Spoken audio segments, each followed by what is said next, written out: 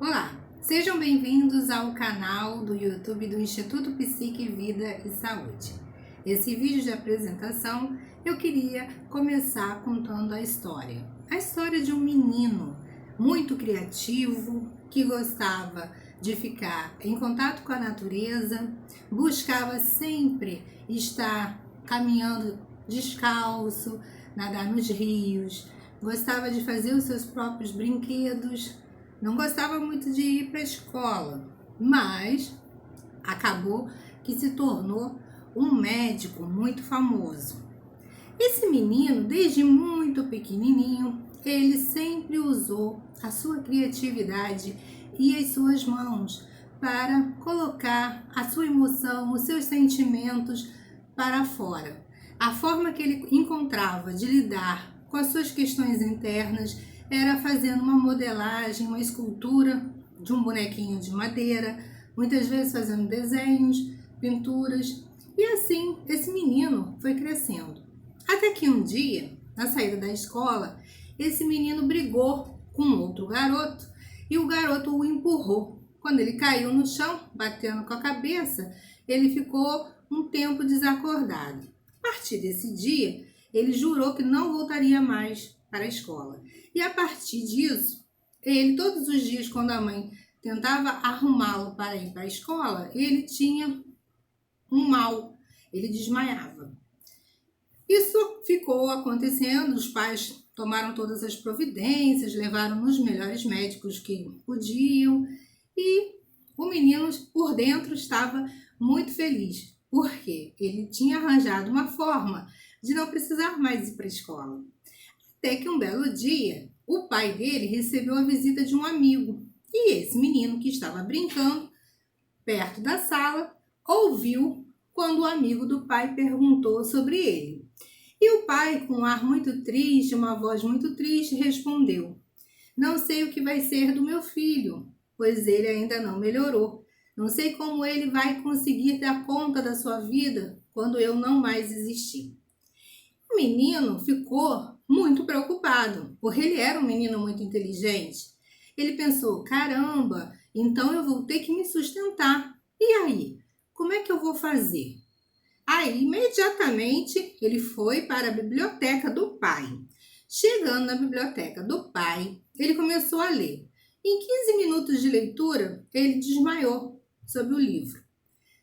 Acordou, prosseguiu na leitura, desmaiou novamente, até que aos poucos os desmaios foram se espaçando e ele conseguiu melhorar e não mais teve problemas de retornar à escola.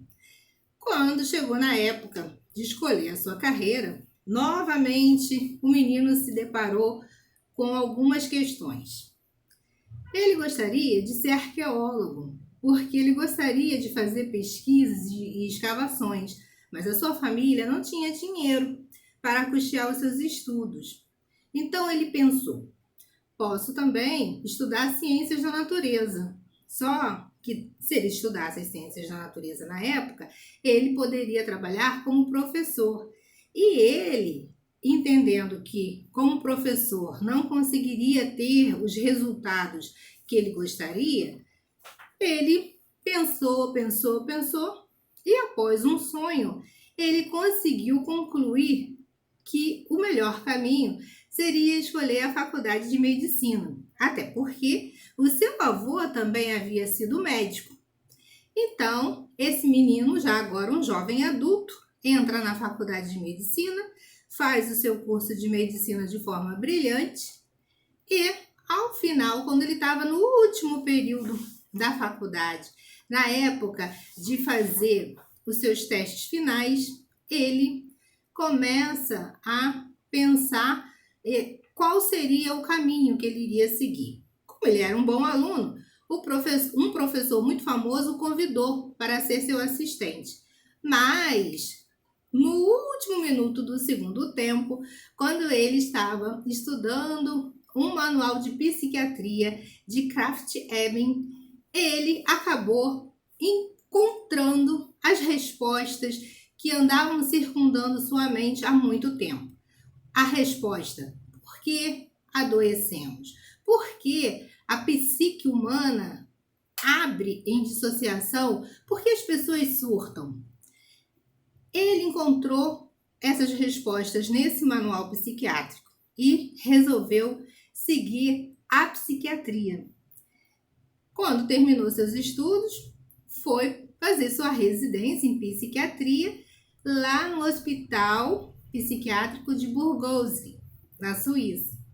E então teve como seu mentor o grande médico que pesquisava sobre esquizofrenia, que na época era conhecida como demência precoce, Eugen Bleuler.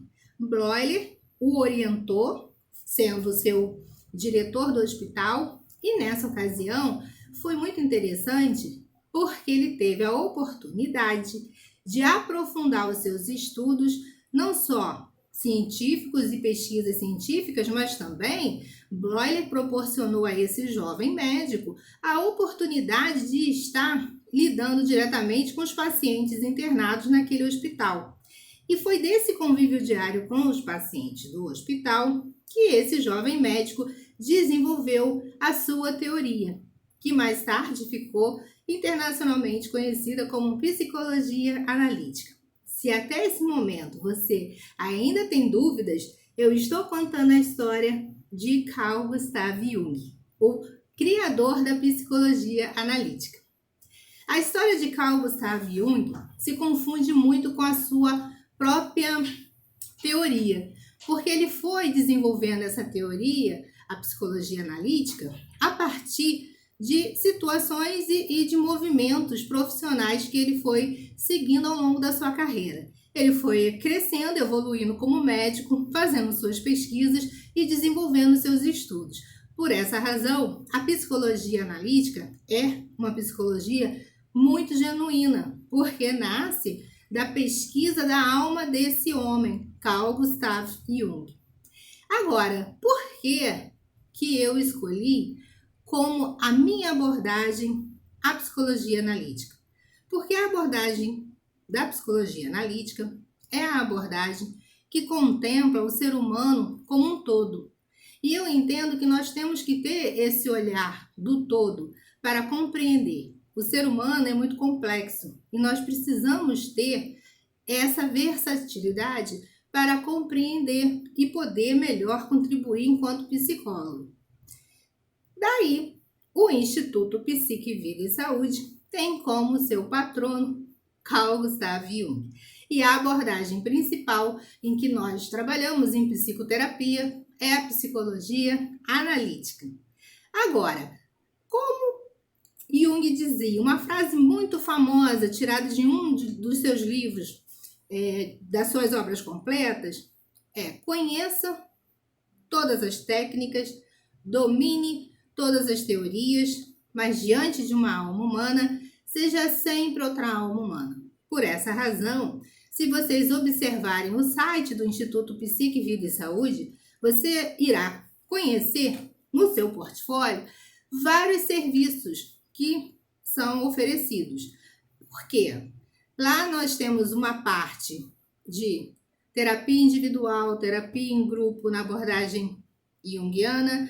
Nós temos também serviços de coaching organizacional, coaching para carreiras, trabalhos de orientação profissional, grupos de estudos, tanto de psicologia analítica, como mitologia, como filosofia, vários estudos. Nós estudamos contos de fadas, montamos grupos de estudos e também trabalhamos com a ferramenta da constelação familiar de Bert Hellinger, porque Jung, em 1902, no volume 2 de suas obras completas, quando ele estava desenvolvendo a sua pesquisa sobre complexos, tem um capítulo dessa obra em que ele disserta sobre as constelações familiares, que muitos anos mais tarde Bert Hellinger compilou e trouxe à luz, ou seja, hoje a constelação familiar ficou internacionalmente conhecida por Bert Hellinger, mas em 1902 Jung já estava fazendo pesquisa e falou sobre a constelação familiar. Então, por essa razão, se você entrar no site do Instituto, você vai ver essa diversidade de serviços. Por quê? Nós entendemos que todas essas técnicas somadas podem contribuir com um maior número de pessoas. Por essa razão, eu convido vocês a sempre estarem conosco, seja nos nossos grupos de estudos, nas nossas lives, na nossa página do Instituto no Facebook, Instituto Psique, Vida e Saúde, no nosso Instagram, Instituto Psique, Vida e Saúde, e também aqui no canal do YouTube, onde eu vou procurar sempre estar postando novos vídeos, tanto sobre psicologia analítica, resenhas de alguns livros importantes, mas também eu vou procurar estar sempre colocando temas referentes à vida em geral, como relacionamento, carreira, saúde, qualidade de vida, porque eu acredito que o nosso público, o público do Instituto Psique, Vida e Saúde, não é o público de estudantes de psicologia e nem só os profissionais da psicologia. Nós estamos abertos a receber todos vocês que estiverem alinhados com a nossa filosofia de trabalho. Então, se vocês desejarem conhecer, nossa sede fica aqui no Rio de Janeiro, no bairro do Flamengo.